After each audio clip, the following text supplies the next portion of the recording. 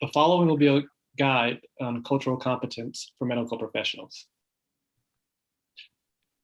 Cultural competence is an ongoing learning process, and the following will be a presentation by my colleagues and I on the series of quick guide cultural resources for healthcare providers. If the providers, organizations, and systems are not working together to provide culturally competent care, patients are at higher risk of having negative health consequences, receiving poor quality of care, or being dissatisfied with their care. The increasing diversity of the nation brings opportunities and challenges for healthcare providers, healthcare systems, and policymakers to create and deliver culturally competent services. Cultural competence is defined as the ability of providers and organizations to effectively deliver healthcare services that meet the social, cultural, and linguistic needs of patients.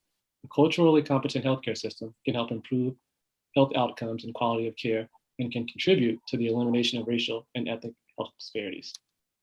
Examples of strategies to move the healthcare system towards these goals include providing relevant training on cultural competence and cross-cultural issues to healthcare professionals, and creating policies that reduce administrative and linguistic barriers to patient care. In order to increase the cultural competence of the healthcare delivery system, health professionals must be taught how to provide services in a culturally competent manner. Although many different types of training courses have been developed across the country, these efforts have not been standardized or incorporated into training for health professionals in any consistent manner. Thus, we have prepared for you a quick guide resource to be placed in your clinics.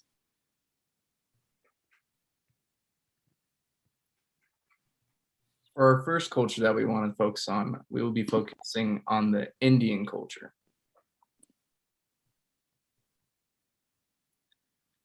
A little bit of background on the Indian culture.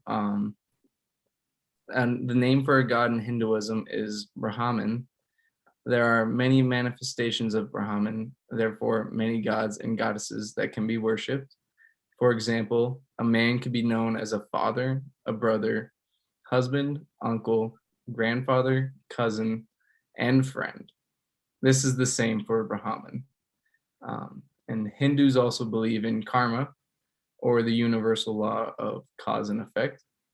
The doctrines of Sasara, or the continuous cycle of life and death and reincarnation. So some cultural norms for the Indian culture are: one main value in Hindu culture is known as dharma. Dharma means striving for righteous and upholding moral laws. And Hindus also follow a caste system, which dictates every aspect of Hindu religious and social life. Some barriers to care. One's physical self is finite, but the spiritual self is eternal and may not consider their diagnosis serious. And also, the head is considered a sacred place where the soul rests. So touching someone's head without permission is an insult in their culture. And some tips for providers that we have are: consider the patient's sense of self when developing a treatment plan, and asking before you touch a patient's head. And also to not shake hands with members of the opposite sex. If you are a female practitioner, don't shake hands with the female patient's hands. Instead, offer a verbal salutation. And then these are references for that culture. And then for our second culture that we focused on Chinese American patients. Some folklore about the Chinese are: there are many cultural and traditional beliefs that influence decisions about healthcare treatment. Chinese American medicine's basic concepts is the vital life source called qi, and qi surges through your body. Any imbalance of qi can cause disease and illness. According to Chinese medicine, the passage of seasons and changes in weather can have an influence on the human body. Those having the most pronounced effect are wind, cold, heat, moisture, dryness, and internal heat. Excessive or extraordinary changes in weather harm the body and are referred to as the 6 external disease-causing factors.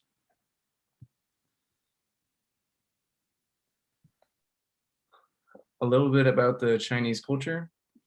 Chinese religious practice is often characterized as pluralism and is deeply influenced by Confucianism, thought that each culture should carry on its own ethnic religion, and many Chinese people practice a mix of Chinese folk religion and Taoism.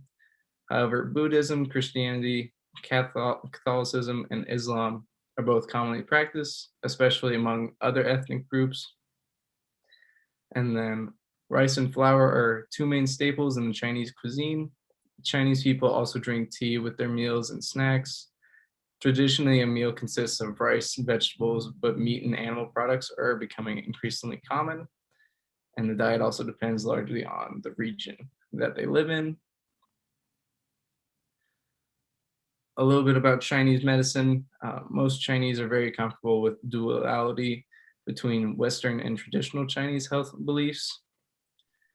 Health may be viewed by finding harmony between complementary energies such as cold and hot, dark and light.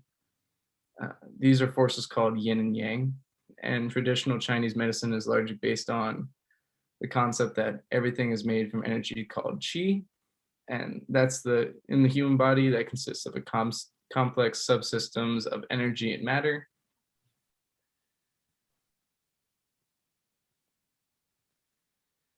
And then we have some barriers to care here.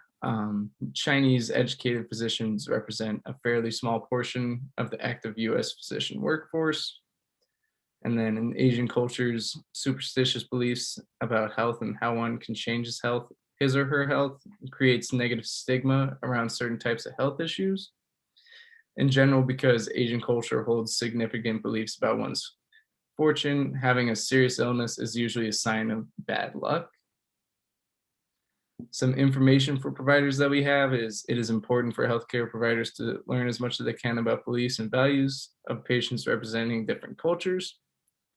And then we always refer patient to health education resources, while the ultimate goal is to help immigrants adapt to a new culture.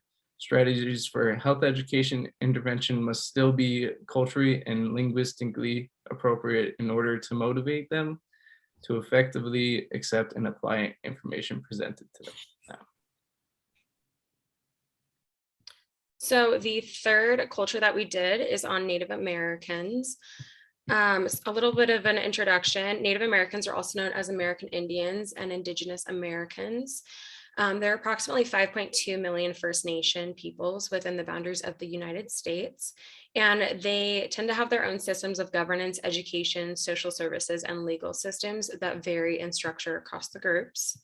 Some information about their folklore. While a great spirit constitutes the basis of Indian theory, the tribes believe in multiple deities, which are surrounded by mythology, and each tribe has its own beliefs and sacred myths, with most stories involving heroes, animals, and powers of the earth, as well as these animals right here, the bear, beaver, elk, eagle, and owl.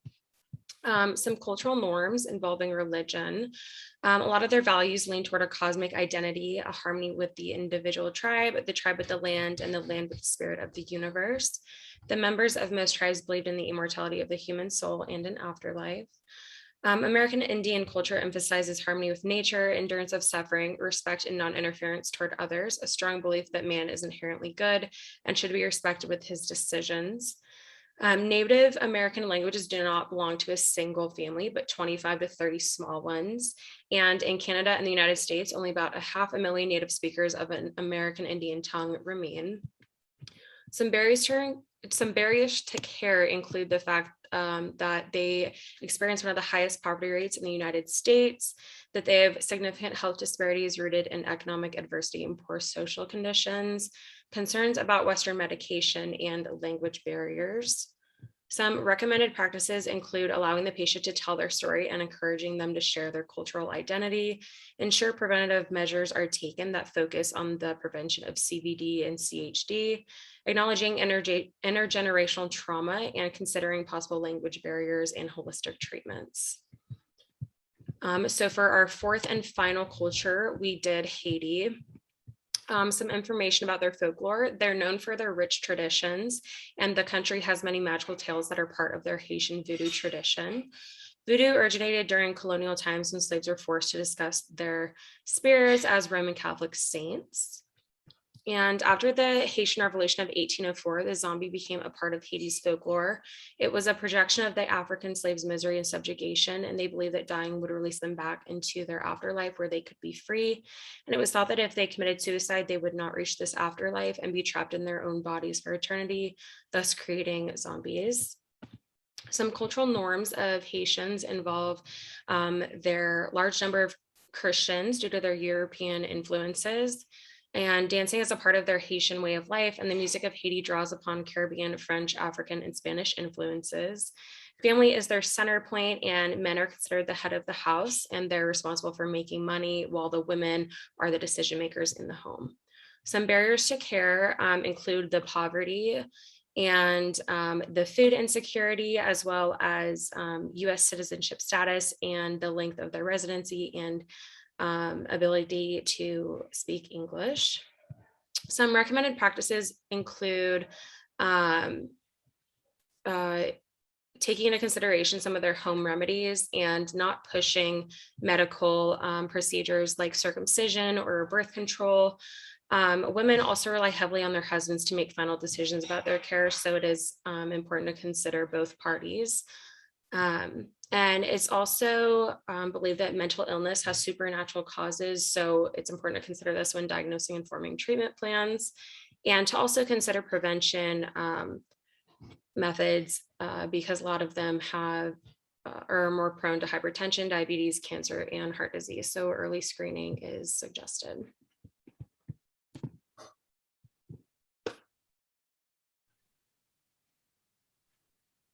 Thank you.